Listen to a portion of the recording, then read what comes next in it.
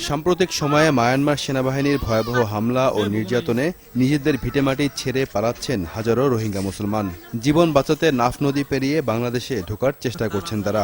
বিজিবির কঠোর নজরদারির কারণে রাতের আধারে সীমান্তের দুর্গম এলাকা দিয়ে অনুপ্রবেশ করছেন তারা।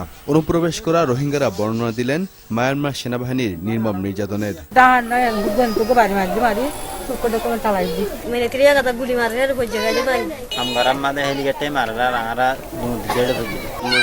মারি ফেলাইয়ে গতুনা লাগে আর ঘর ফুরাতে ফেলাইয়ে আর ধান চল তারা ফুরাতে ফেলাইয়ে।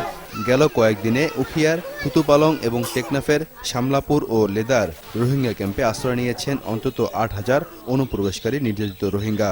অনেকে আবার আশ্রয় নিচ্ছেন পার্শ্ববর্তী বিভিন্ন গ্রামে। ৪ দিনের মাঝে আমাদের মায়ানমার থেকে যেগুলো লোক আসতেছে ওরা খুবই কষ্ট হচ্ছে। এখন ছোট ছোট বাচ্চা, ওরা খাওয়া দাওয়ার দিকে কষ্ট, চিকিৎসার অভাব, ওদের কাপড় চোপড় নেই।